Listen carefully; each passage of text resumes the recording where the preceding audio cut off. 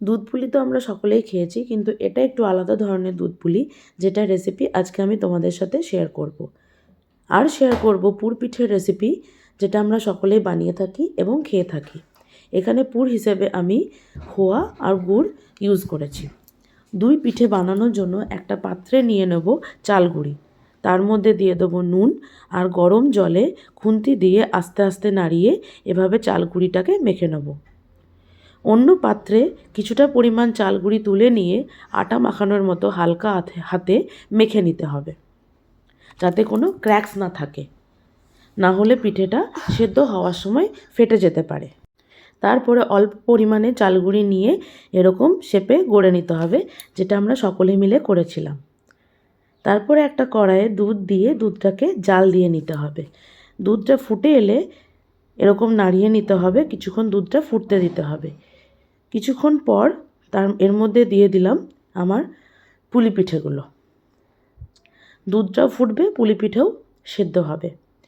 দুধ ফুটে ফুটে ঘন হয়ে আসবে এবং পুলি পিঠেও সেদ্ধ হয়ে আসবে। মাঝখানে একটু নেড়ে নিতে হবে, না হলে পিঠে লেগে যেতে পারে। দেখো পুলি পিঠে মনে হচ্ছে সেদ্ধ হয়ে গেছে। এরপর গ্যাসের ফ্লেমটা অফ করে দিয়ে তার মধ্যে দিয়ে দেবো গুড়। ভালো করে গুড়টাকে মিশিয়ে নিতে হবে। আস্তে আস্তে দেখবে কালারটা পুরো চেঞ্জ হয়ে গেছে। এটা ঠান্ডা হয়ে গেলে আরও জমে যাবে এবং খেতে দারুণ হয়।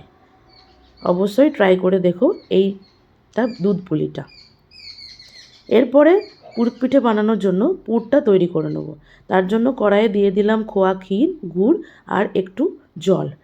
আস্তে আস্তে নাড়িয়ে নিতে হবে, যাতে খোয়াটাও গলে যায় এবং গুড়টাও তার সাথে মিশে গলে যায়। লাম্পসগুলো আস্তে আস্তে এইভাবে খুন্তি দিয়ে ভেঙে নিতে হবে।